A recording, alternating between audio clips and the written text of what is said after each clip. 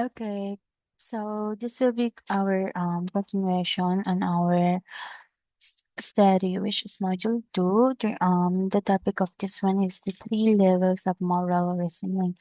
Now, our objectives for today is this: the students can define the meaning of philosophy and ethics, illustrate their enhanced understanding in the significance of ethical and critical decision making. Now, according to Lawrence Kohlberg, he focused on moral development.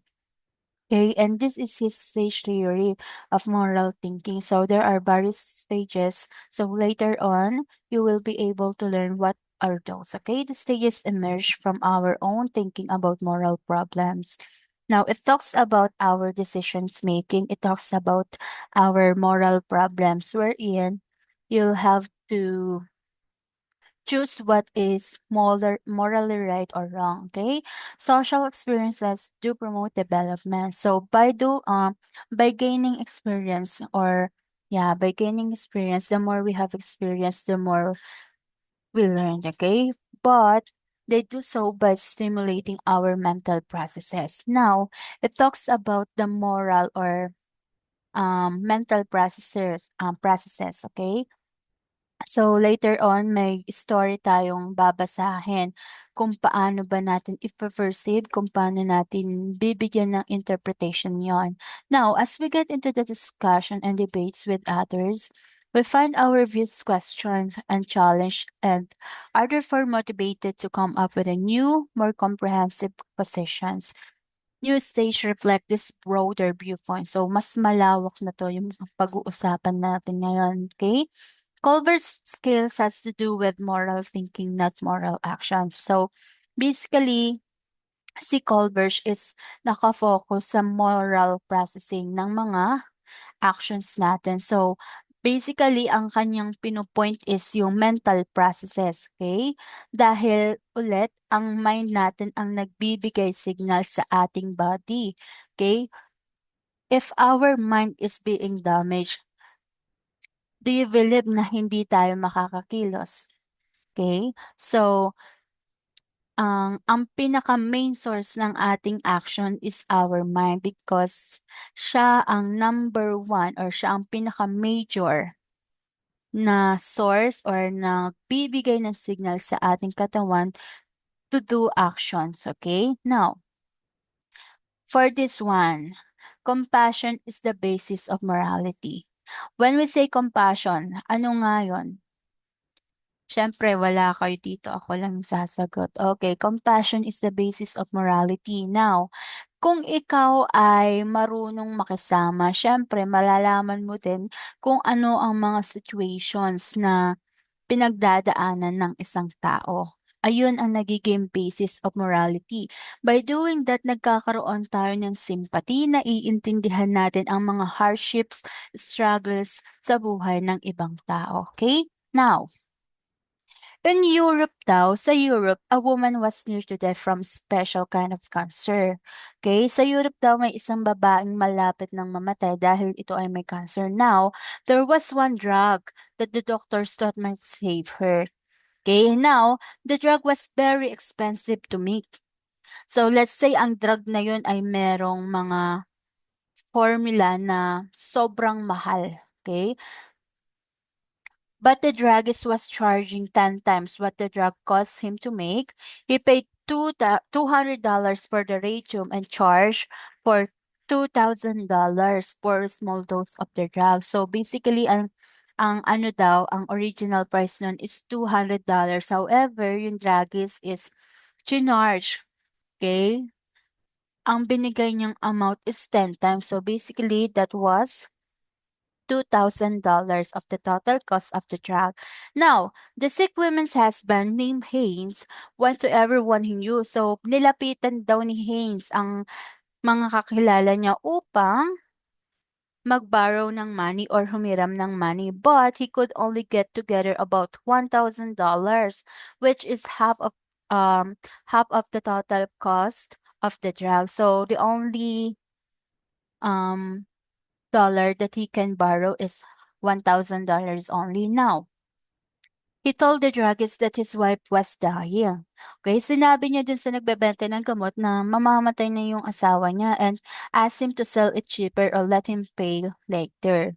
Okay, so nagmakaawa siya na kung puwede daw half of price of the total cost of the drug lang yung kanyang bayaran. However, the drug response, "No, I discovered the drug and I'm going to make money from it." So basically ang sabi ang response ni druggist or yung nagbebenta ng gamot is no, dahil nga yun yung gamot na kanyang pinagkakaperahan, siya yung naka-discover nun. So ma-pride 'to, ma-pride si druggist. So he's got desperate and broke into the man's store to steal the drug for his wife. So si Hayes hindi na siya nag-isip kung ano ang magiging outcome ng kanyang ginawa dahil nga ang nasa utak niya or nasa kanyang goal or mindset niya is to get the drug to save her wife, okay? Now, should the husband have done that? Sa tingin niyo ba tama ang ginawa ni Hayes? Of course, yes, for the others, of course not for the others as well. Okay? So, kasi ang pinag-usapan na dito is life and death situation. So, for me, kay ma'am, personally, if I'm that in that situation, so I probably steal that drug also kasi nga I want to save the wife of my loved ones, okay? Gusto kong i-save, gusto kong pahabain. Now, si Hayes is naging desperado na siya, hindi niya inisip yung mga laws and rules na or punishment ng kanyang actions dahil nga according kay Converge ang pinapairal or the main cause of his study is the moral development, moral thinking. Hindi ginagamitan ng actions or should I say, nakapokus lang siya sa kung ano yung iniisip natin without thinking ano ang magiging outcome nun, okay? Now, diyan na papasok yung punishment and avoidance. So, these are the pre-conventional morality that falls under on Haynes tuloy, Converge study, okay? Now, punishment, avoidance, and obedience. Individuals make moral decisions on the basis of what is best for themselves. So, basically, naging selfish si Haynes, okay? Naging selfish siya. Dahil nga, ang gusto niya is ma-save ang buhay ng kanyang asawa without regard of for the needs of feeling of others. So, naging selfish siya. Hindi niya muna tinanong ang kanyang asawa na kung gusto mo na bang kung gusto mo pang mabuhay, if you want to suffer anymore, if you don't want to suffer anymore, hindi niya kinonsider kung ano ang kagustuhan ng asawa niya since yung asawa niya is nearly dead na dahil sa sakit ng cancer. So, siguro nangibabaw kay Haynes ang pagmamahal niya sa asawa niya, ngunit hindi niya kinonsider kung ano ang gusto ng asawa niya para sa sarili niya. Okay? They obey rules only if established by more powerful individuals. So, ayan, may mga instances or situations wherein kung sino yung mapepera, kung sino yung may kapabilidad or abilidad na makuha ang kanilang gusto, okay? Ay sila lang ang may karapatang gawin or i-break ang mga rules or laws, okay? Now, they disobey when they can do so without getting caught. So basically, may kasabihan nga ang hustisya ay para lang sa mayaman, okay? Now, kung kayo ang nasa situation ni Hayes, ano ang gagawin? 'Di ba gagawin rin ang ginawa niya? Kasi nga kino-consider natin ang moral development and moral thinking without considering our actions or the outcome of our actions. Now, may mga taong kayang gumawa ng masasama dahil sila ay may kakayahang magbigay, bayaran, gawing tiklop ang bunganga ng mga tao. Okay? Dahil nga sila ay mayayaman, sila ay powerful. Okay? May mga tao rin na gumagawa ng mga ganyang bagay lalo na sa government natin. May mga government officials na sangkot sa mga patayan, sangkot sa mga drugs na kaya nilang takpan ng pera ng kanilang kapangyarihan ang mga taong naging witness, ang mga taong nakasaksi ng kanilang wrongdoings, okay, without getting caught. So basically, laging tatandaan na ang fino-focus ni Converge is about the moral development and moral thinking. So mas nangingibabaw ang ating ego, okay?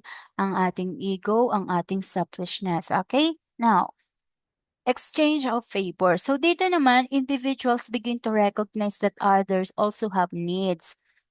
Okay. Now, may mga tao na very considerate sa iba. Iniisip nila yung mas inuuna nila yung kapakanan ng iba habang yung sa sarili nila or sariling pangangailangan nila is still on the process. What I'm trying to say is that may mga taong, let's say, tawag dito yung very considerate or should I say, may mga concerns sa ibang tao pero sa sarili nila kahit na may pangangailangan sila mas inuuna nila yung ibang tao para magkaroon or para matulungan ito, okay? They may attempt to satisfy needs of others if their own needs are also met in the process, okay? So for example, for this one, yung classmate mo, okay, nahuli mong nagche-cheat. Ngayon, nag-place siya sa'yo na harangan mo siya, papakopyahin ka niya. That one is the example of exchange of favors. Nagkaroon ka rin or nag-benefits ka din sa actions ng classmates mo, okay? They continue to define right and wrong primarily in terms of consequences to themselves. So, basically, ang exchange of favors is you have to understand the situation of the other people and then you have to recognize them. However, hindi sa lahat ng pagkakataon is tama yung mga ganong bagay. Wag maging wag i-tolerate yung mga ganyang bagay dahil nga may mga consequences yan, okay? Maaring sa ngayon is makakabuti sa'yo, balang araw is makakasama. So, if you keep practicing that attitudes, so basically, masisira ang pangalan mo, masisira ang integridad mo, okay? Madudumisan ang maganda mong mukha. Joke lang. Ang ugali, ang behavior sa ating society, okay? Now, good boy or good girl. So during the stage 3, it talks about the moral decisions, okay? Dito nagkakaroon ng interpersonal relationship.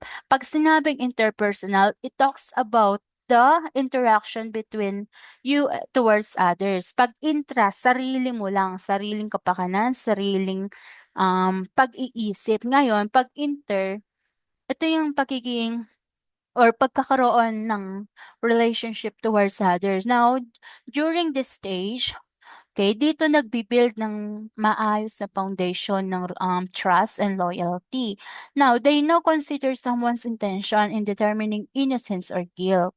Okay? For example, sa circle of friends nyo, may isa kayong kaibigan na hindi comfy or comfortable na kausapin or mag-share ng kanyang information dahil nga very limited lang ang kanyang puwedeng sabihin. However, along the way, habang tumatagal ang pagkakakilanlan ng bawat isa, nagiging comfy na siya up to the point na lahat ng mga red flags niya i-shinare na niya. Ngayon, nagkaroon ng lamat or should I say nagkaroon ng away sa inyong grupo.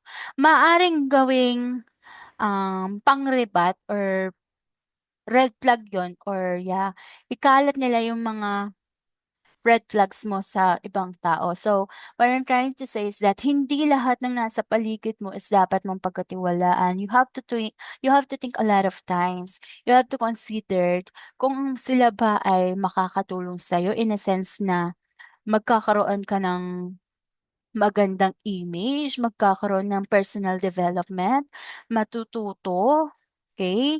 Now, um, siguro kung ikaw ay mamimili, okay, kung ikaw ay sasama sa isang grupo ng iyong kaibigan, kilalanin, okey, kilalanin ng maayos, okay. Huwag basta-bastang mag-she-share ng information lalong-lalo na kapag ito ay too personal, okay.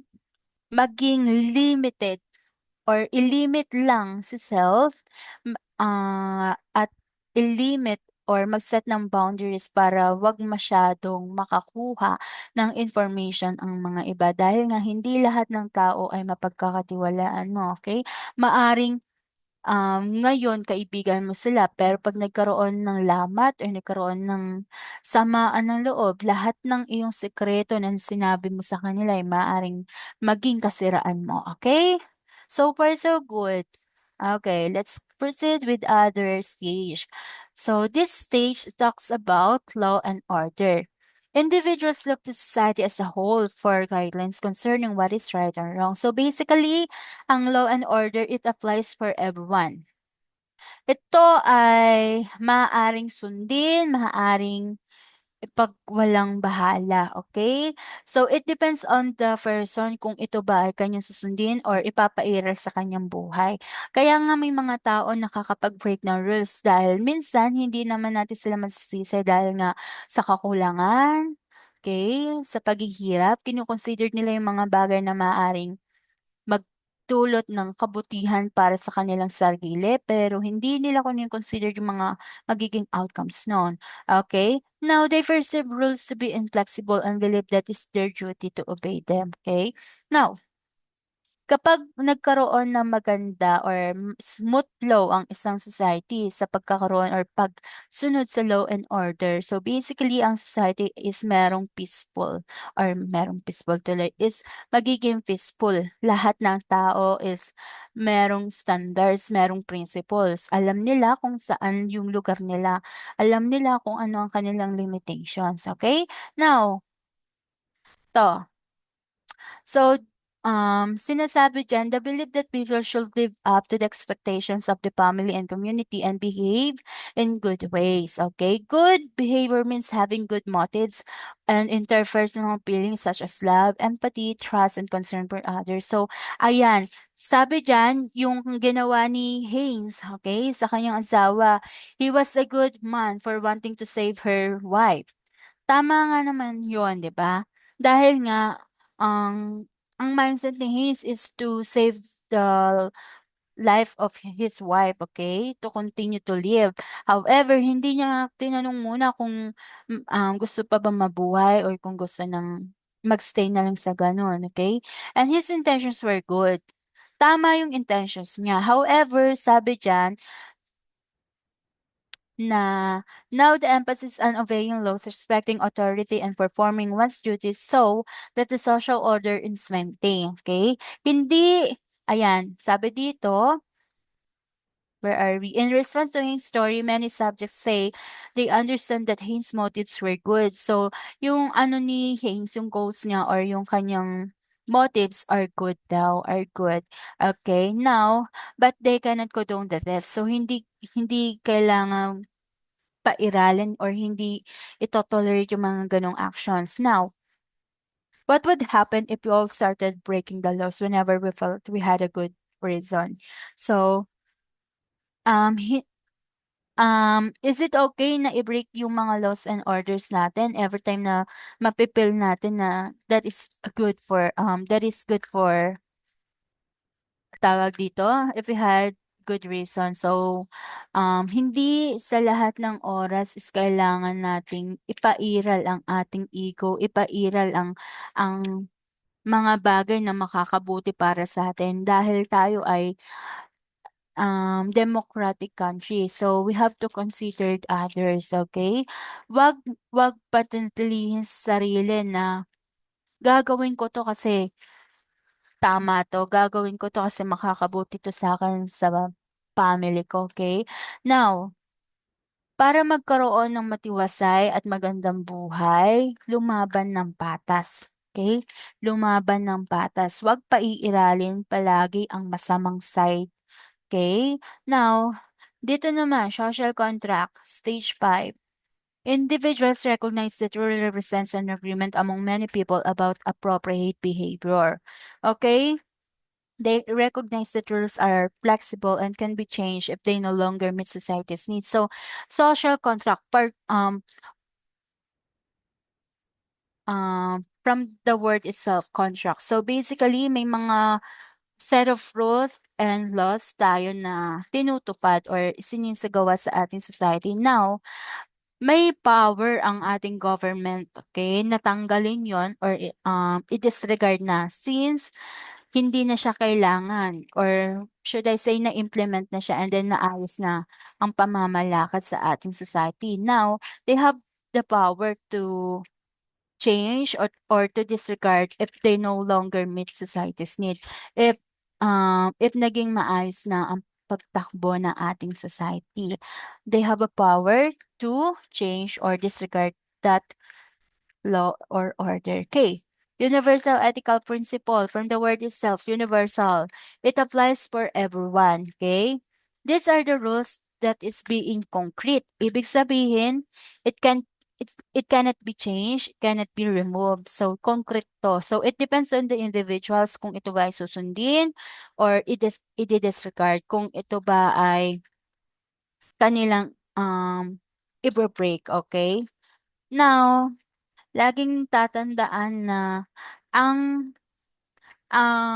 ethics, okay, ang ethics is talagang tumutukoy lang siya sa pagkakaroon ng mabuting asal, pagkakaroon ng principles, pagkakaroon ng qualities as a person, pagkakaroon ng magandang standards, okay, integridad, morality towards others. Now, they answer to an inner conscience and make break rules that violate their own ethical principles. So, basically, ang mga taong gumagawa ng masasama, syempre nakukonsensya rin sila kahit na labag sa loob nila yun is, ayun nga, um, nakakagawa sila minsan ng masasamang bagay dahil nga sa kakulangan, kahirapan.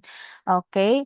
So, by doing that, nababiolate nila yung mga sariling ethical principles nila sa buhay. Nagkakaroon ng changes. Pero hindi hindi naman talaga nila gustong gawin yun. Dahil nga kino-consider nila yung kanilang hardship or struggle sa buhay kaya nila nagagawa yun. Next. At stage 4, people want to keep society functioning. However, smoothly functioning society is not necessarily a good one. Okay? Kung sa tingin natin na ang society na may maayos na pamamalakad, may maayos na flow or smoothly na pag-regulate ng society or organize is hindi siya palaging matatawag na good society dahil ang mga ganong klaseng society, okay, is they have a freedom, oo, pero very limited, very limited. Okay, kaya nagkakaroon ng rebellious or mga protests, okay, mga protesta. Now, kapag sila ay laging pinapangunahan ng batas, okay, nalilimit ang kanilang freedom. Very limited ang kanilang actions na pwedeng gawin, okay? Now, dito naman, next tayo. Ayan, in response to Haynes' dilemma, stage 5 respondents make it clear that they do not generally pay for breaking laws. So, hindi naman talaga gusto ni Haynes na i-break yung laws. Okay?